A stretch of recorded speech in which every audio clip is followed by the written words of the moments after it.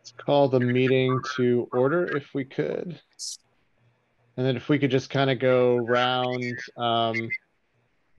I'll call out names just to make it easy to go through and do a roll call. So Mike. Yes, Mike Riley, HR Director and Interim Workforce Director at Bluegrass Ad. Okay, Robin. Yes, Robin, I'm the Administrative Assistant, Workforce. Rolly. Hi, I'm Rolly, Business Service Manager.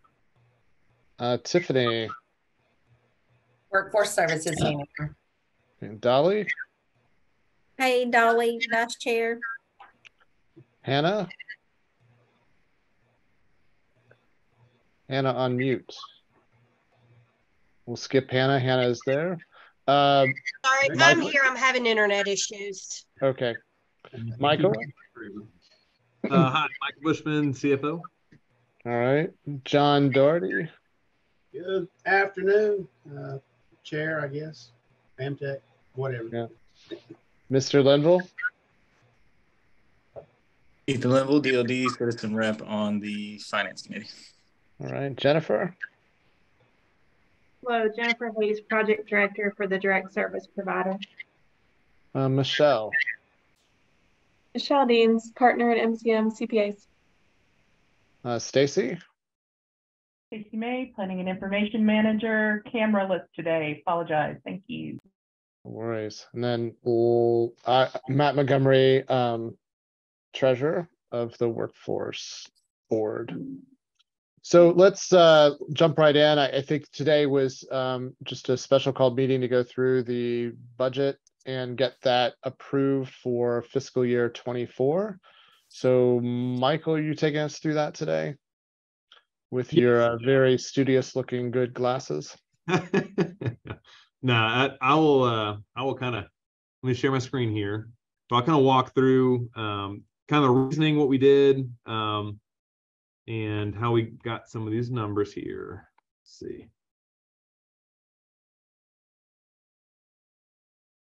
And at the top of this is listed as the Bluegrass Ad budget. Yeah, it's probably, so long story short, I used my old files from 2020 and 2021 when I did it. It wasn't anything for 22 or 23, so that may be an old note, but yeah, we can definitely update that. But this is one, like this format is kind of how we really submit to the LEOs and the WIB board, because basically the board reports will just have this bottom section, but we use this front top section in gray to give our explanations for our allocations. So our FY24 will start at the top. These allocations are pulled straight from the estimates that were provided by Rachel with ELC, Rachel Adams. So that, the 10% right off the top, we go to admins. That's how we're getting our allocation here. So 10% of the funding goes there, and then the rest is 90% going to the program. These carryover amounts were estimated using our April and March expenses exclusively, just because that's our reduced spending. And that was used in conjunction with the budget analysis spreadsheet that, it's kind of my Bible here. That's kind of how I got my estimates for our carryover. So our carryover, we're showing right now, based on the reduced spending and the movement of funds, about 600,000. We originally had 450,000 estimated after the first reduction in staff and salaries and some of the services provided. But right now, Mike, maybe you can chime in with this. It doesn't sound like we can, right now we do not have all funds to cover. We haven't received enough funds to cover the overages from that September of 2022. So what our plan is currently, and what we have booked, is that we would pay those funds out of our non-grant to Equus, but that would not be workforce funds because the timing issue, we cannot draw those. So that changed our carryover from 450 to 600,000. Does that make sense? Am I confusing everybody? There's about $38,000 the state hasn't accounted for yet in funds to help us out. So there might be about 38,000 that we have to back up and punt with. We've got a meeting next Tuesday, tentatively scheduled to go to the state and kind of talk about that a little bit more and confirm some things. So we'll know for sure then. Okay. So that's the Should carryover. Should go we ahead. be concerned when you say they can't allocate for? You scare me. That's So. Oh, go ahead. Yeah, I was gonna say it should. I mean, the thing is, ultimately, if that $38,000, we'll have a couple of different options. There's some ways we can go back and reposition some funds for the state to help us, or we might just be able to go to the ad board and say, hey, look, we need to get $38,000 out of the ad funds, not out of workforce funds, to just go ahead and pay this, and so we can move forward and be done with it. And that's such a small amount. The state may, when we go meet with them next Tuesday, that they may have found the other $38,000 under, couch cushion there at the cabinet that they can slide our way, or it may be that we just have to go to the WIB board or the ad board to move this money. But either way, it's $38,000, and it's nothing we really need to be worried about, because either way we can take care of it. Either way we can get it paid.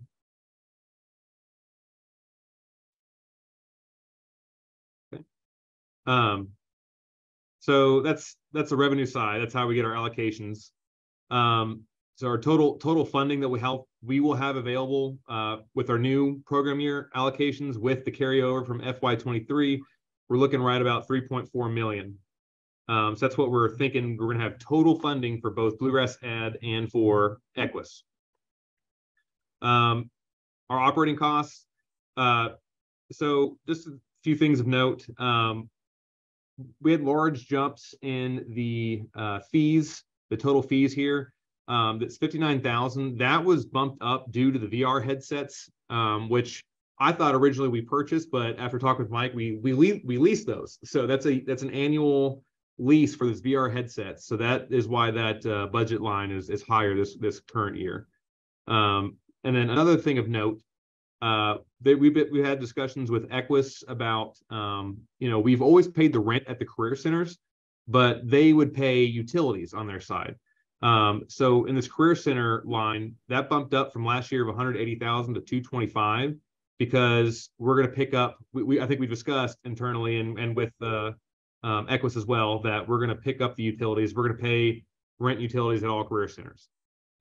Just a lot simpler that way. There's, nothing will get lost, and it just makes more sense, I think, that way. So that's another line item adjustment that is a little bit different, that is of note. Yeah.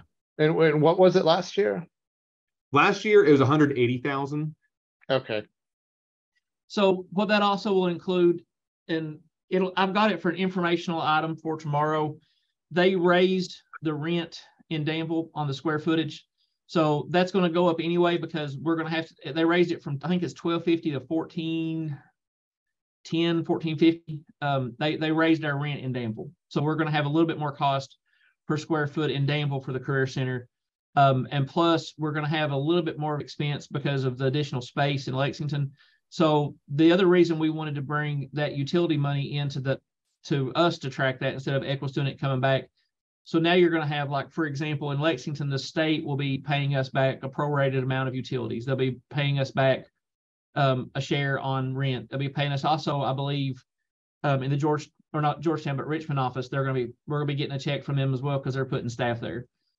So rather than trying to have that going to two different places, figuring out like who gets the reimbursement, we thought from an accounting perspective, it was much easier if that was housed at one place. So that way the invoices are coming in, the reimbursements are coming in, and we can track the receivables from our partners that are having to pay us back. That way it's not done with two parties. Because it's sometimes it's difficult enough when you're tracking different people's parties, but if you're doing it through two people, it would be really, really difficult. This is going to was it a pass through for Equus before, or was it a marked up? It was a pass through. Okay. Yep. Yeah, so really you've just moved it from one line to another. It's just that's why that shows higher, and we should see that as a lower line potentially somewhere else. Right, from Equus. On the Danville rent increase, contractually, is there anything that states like how long that rent value is good for, or is there? Well, it's for the next 1 year period starting July 1st, 2023 is when the new rate increase will take effect. But we sign up for a year of committed Mhm. you know, every year? That's my understanding. This is my first year having to go through this. But yeah, and I was trying to see if I could find it. Oh, it's in my packet here. So the agreement,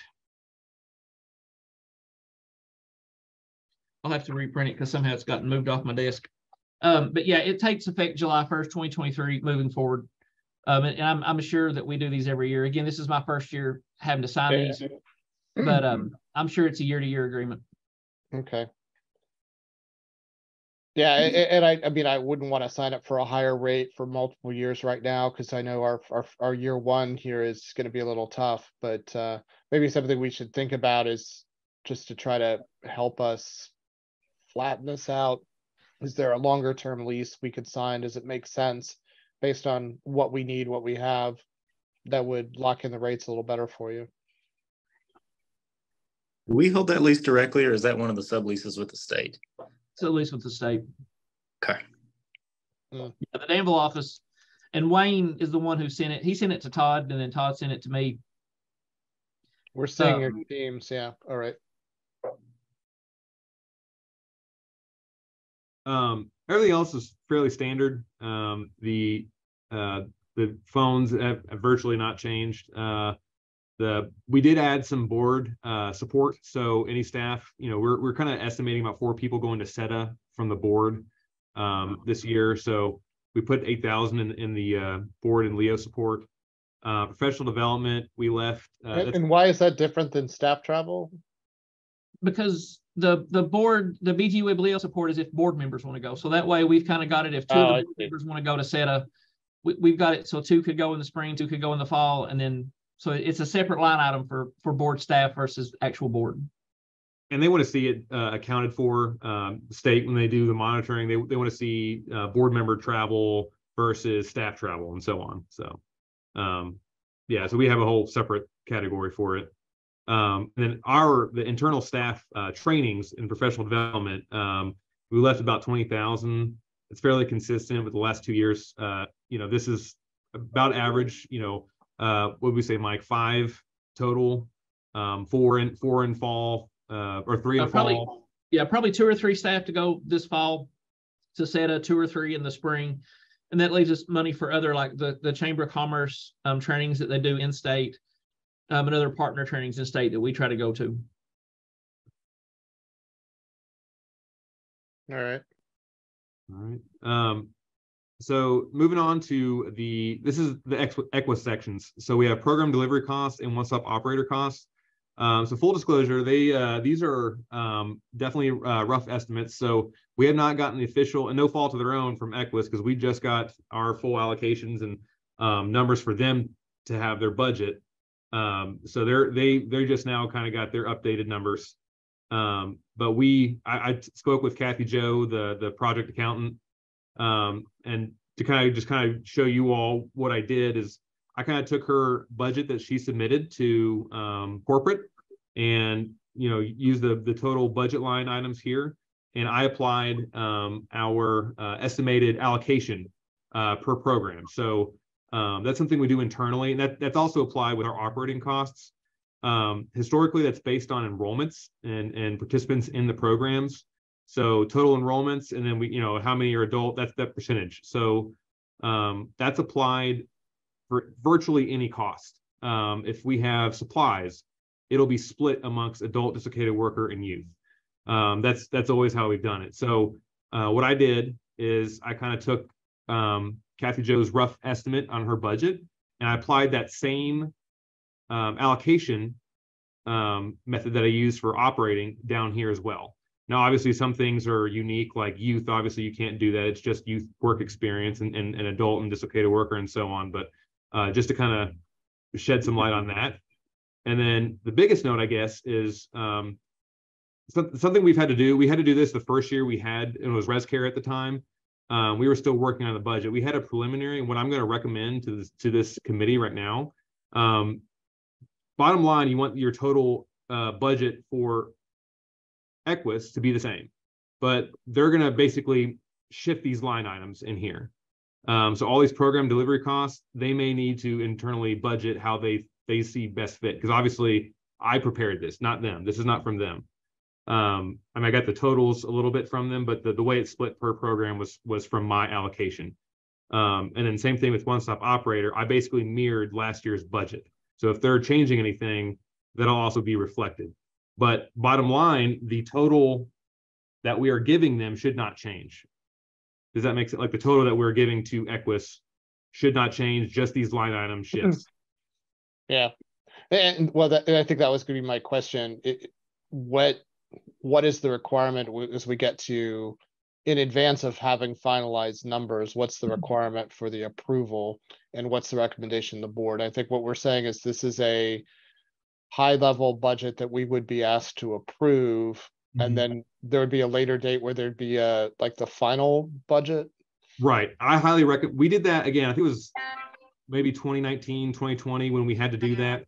But what I would do as well is I would actually adjust the carryover to actual. So we have actual carryover. So the revenue would be actual, not estimated.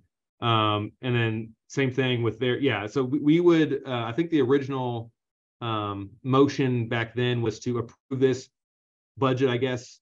Mike had to help me with the terminology, but approve the budget with the notion that we will submit an amended budget once actuals are received or something like that. So could we vote on that? Could we vote on this as a not to exceed budget? Yes.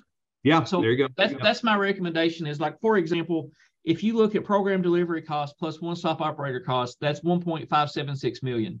So kind of what we're saying is we're going to approve the 1.576 million. These are some placeholder amounts, how that 1.576 million is going to play out. We'll probably have to adjust those, but it will not exceed the $1,576,242. Like, that amount that we're allocating to Equus will not change. How that's broken down may change because, like, for example. Well, let me just ask a question there as you're talking about it. I mean, the math makes sense to me. Knowing that you have the reserve funds a little bit later, I mean, is there, as we go through these approvals, is there any wiggle room we need to allow for there that could pull from that fund? So it's not the 1.56 million we're approving the overall budget of 3.4 million not to exceed. And then, but there'll be an amended estimate there. I just don't want to lock you into something that's not obtainable. Yeah, we're basically, what we're looking for approval on is the 3.437 million, the total budget, with the allocation of 1.576 to Equus. Now, where there may be some wiggle room is, for example, that 516. So the staff cost doesn't allow if the board is going to, or the ad is going to do a cost of living raise, for example. So that could come into play. So that may reduce that 516 a little bit. But the 1.576 million for Equus, that's pretty much there. That is pretty much what we're going to give to them to work with. And then the 516,072, that's what we're wanting to reserve so that next year we don't start off in the hole and we can get back to something pretty close to normal. Yep.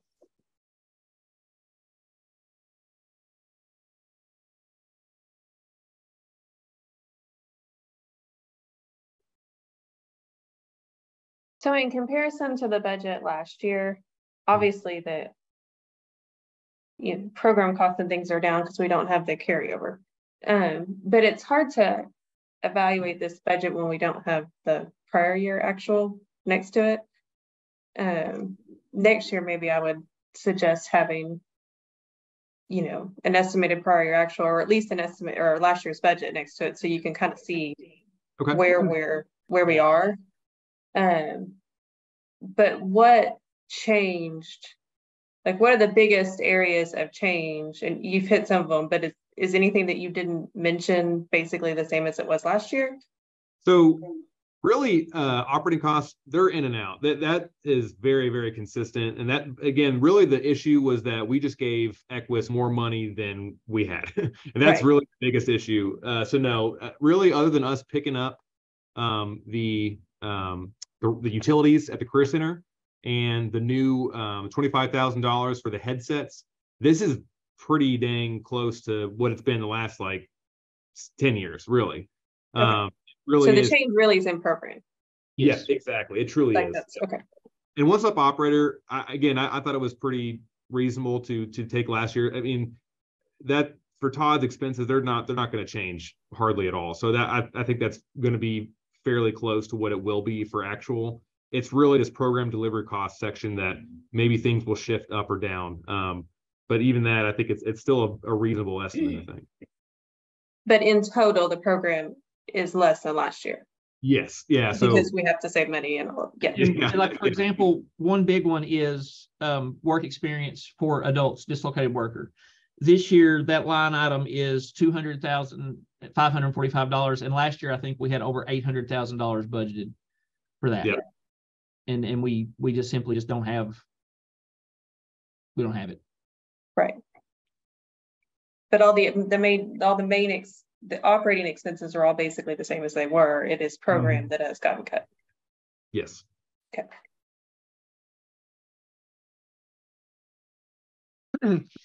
On the headsets, it's less than 1% of the budget, so it's not a significant mover there. I think what you were saying was that you were calling out the change because it was a change because it's a lease, it wasn't a one-time buy that we do have to pay for year to year. Are we? I mean, that's such a successful program, I know, but is there is that like leasing indefinitely, or is there something that we own at the end of this, or at 3 years we had them back, turn them back in? Because just looking at next year, as we anticipate that might be a note to say, let's factor that in, whether or not we're going to lease those again, or if that's something we need to purchase, just because I know it's been so successful. We're in a 5-year lease right now. Is what was signed last year, was a 5-year agreement on the headsets. Okay. And do they is there a maintain bargain them purchase option, or is it just 5 years and you're done? It's well, the thing is within that 5 years, like for example, they just had like some new upgrades to them, so they're sending us brand new ones. So as the technology improves, we get the latest, greatest version. We don't have to hold on to the old ones until our lease is over. So we're getting like new versions right now. We're getting ones with updated curriculum. So it's a good, as compared to buying them, it's actually a pretty good. Yeah. Because we're guaranteed the newest technology. Well, with them traveling so much and with people not used to them handling them, that's good that you have a replacement option. That feels good. And at the end of our lease, they have a program that they will actually write a grant for us to help us get it funded going forward, which is pretty cool too. So if we continue it, there's that likelihood that they're like, yeah, we'll help you get it funded to continue it past the lease period. That's great. Yeah. And I'm asking those questions because it feels a little extravagant until you explain what all the things are behind it. And so for the record here, I think that this is it's a good, smart purchase based on all the training and benefit. I mean, I don't know, John, if you want to speak up to that, but just it feels like these have been really well received. I really like them, but what is our annual cost of those? 25,000. 45? 25. 45,000 per year. No, and that's 25,000. So like 2,000 a month. Basically, yeah. And that's 5 sets, right? With all access to everything. Mm-hmm. Yep. And we just in the last 5.5, 6 months, we've had as of this week, we've had well over 300 different individuals use the simulations and done over 500 simulations just in this first 6 months. And we're even getting booked up now into the fall. I mean, it's really kind of taken on a life of its own. Yeah, and I believe that lease is not just the headset. It's also a connection to some of the simulations and other things that you have, right? So if you were to go buy an Oculus at Costco for like $300 or whatever, right, you wouldn't have access to these programs that you'd have to go buy. So right, it's the Oculuses, it's the like the equipment, I don't call them joysticks, but the handheld part of it. It's everything that comes with it. Repair and service costs. Yeah. Yep. Yeah. Right. That makes sense.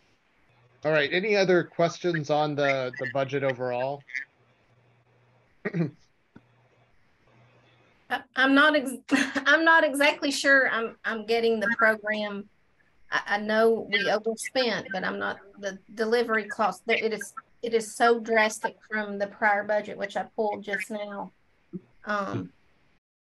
So really, again, the kind of go over that again, it really was kind of like a domino effect. So really the last 2 years, I think the budget was overstated. And so, you know, when Equus received their budget from us, they didn't go over budget, but again, we didn't have that much money to give. And that was simply because the funds weren't being tracked internally. They weren't updated on, you know, its own spreadsheet. They weren't updated in SIMA, which is our accounting system. They just simply weren't kept up with. So I don't know how they got those budgets, or, you know, what the process was. Again, quite honestly, there's no backup. I don't have, that's what I was saying earlier. Luckily I did the budget, you know, 2 years ago, so I could kind of follow along with that. But so I don't know how it was done. I don't know if it was just a guess, to be fully transparent with you. But basically we gave them too much money the first year, so we didn't have very much reserve funds. And then in 2023, when that budget was also given, it was, you know, grossly overstated as well. So again, Equus on their end, they just know that we gave them this much money per our budget, but we just didn't have that much to give. And Dolly, one thing that you'll notice is a huge difference under program delivery cost is the staff line. So previously last year in the staff line, that would have accounted for 24 direct service provider staff. This year, we're looking at that number going down to 9. So that's a huge decrease from 24 direct service staff to 9. I believe their staff number last year was like 1.4 million, somewhere in that neighborhood. This year, that number is closer to 600,000 because they're going from 24 staff to 9 staff, because, you know, we're going from the possibility of enrolling 500, 600, 700 people down to 80, 60, 80, maybe 100. So that's a huge amount of it. And also in the work-based learning, that's a huge cut there as well. Okay. Thank you. Yes, ma'am. Another thing too, on top of that, is, you know, overall the allocations are getting smaller and smaller. Each program year from the state, it just, you know, it went from 4 million total funds to 3.6, and now it's, you know, 2.8.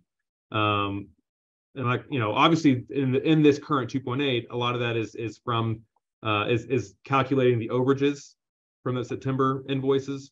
But that's, you know, even still with that, it would be what, you know, 3.2 that we would have had. So the allocations on top of that are getting smaller, and then obviously we had like almost no carryover. So that's a big reason why our budget is so restricted. Yeah, because that 2.8 million, you have to remember that's after the $392,000 was taken out of our allocation to pay back the funds that we needed for the other. So next year when we get started, you know, the hope is we'll have the 516 or so thousand, plus we'll get the additional, we won't have the 400,000 taken out. So that puts us close to, you know, $1 million plus, starting off where we started in the hole this time.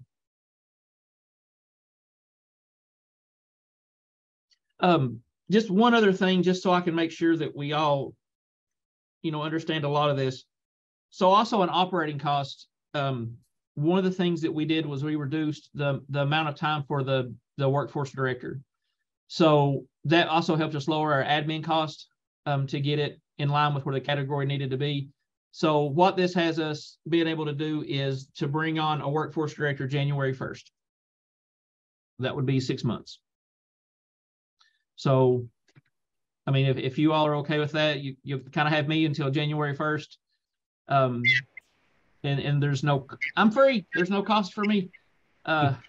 So that would give us 6 months where we wouldn't be having to pay a director salary.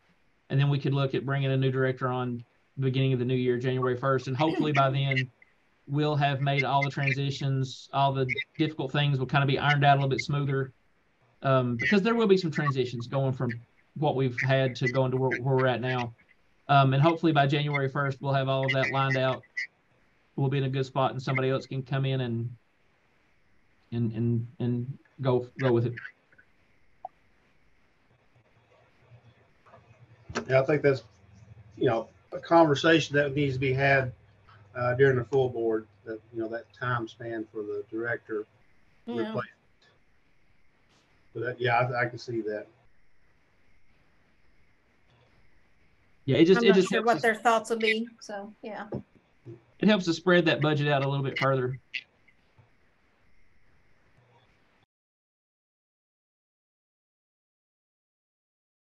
All right. Any other questions? Great conversation. So tomorrow, when this, becomes the subject matter action item, just a good presentation by Michael and maybe Matt to chime in on to let the full board know, it'd be appreciated. And maybe Mike to talk about the director idea. Yeah. But scrolling all the way back up to the top, though, just let's make sure we get the name update too, so that it's clear on what we're reviewing. And Michelle, I'll add FY23 budget as well to the right for comparison. Yeah, that'd be helpful. And I would say just a little nit. Go ahead and put the 2023 after the July 1. Yeah, Up there I noticed that well. Yeah, already put that on there. What would make the most sense? Put the last year budget or the last year actual, since we know the budget was overstated. Yeah, Just actually, yeah, exactly. Because the last year's budget, and that was kind of initially my thought, was just because it didn't make sense to throw this overblown. Because you look at it like, well, why is last year's budget so high here? It's like, well, last year's budget was nonsense. Like I don't know. Yeah, maybe we don't want to repeat that one, but yeah, maybe the actual. Sure. I mean, we all know what happened, but okay, yep, we can do that. Okay. So what? So as a finance committee, I think the full board does approve this budget. So we make the so we're going to approve that with these changes, that this change the title, change the date, the adding of the actual, that we we're going to approve this for a full board approval tomorrow. Is that the ask? What approval or how do you need that structured for tomorrow? Yeah, I think I would make a motion with the changes stated that we recommend this budget to the full board for consideration. Awesome. Is there a second?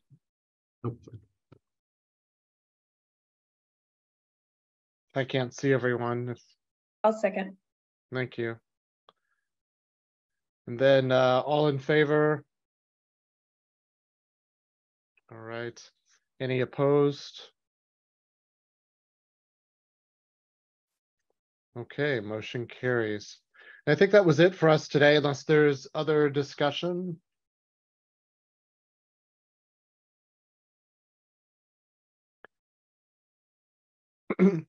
Mike and Michael and team, Robin, Hannah, Stacy, Tiffany, everyone, Rolly, I appreciate all you're doing. I know digging into all this stuff is fun math, but we appreciate it. Math is fun. Math is great. Numbers rock. Yeah, that's right. You're talking to a guy. I have a math undergrad. I'm all in. Oh, so does Ethan. That's funny. Yeah. All right. Motion to adjourn. So moved. Thank you. Second. Thank you, Michelle. And all in favor? Great. We're adjourned. Well, thank you all very much. We'll talk to you tomorrow. See you guys. Thank you. See ya. Bye.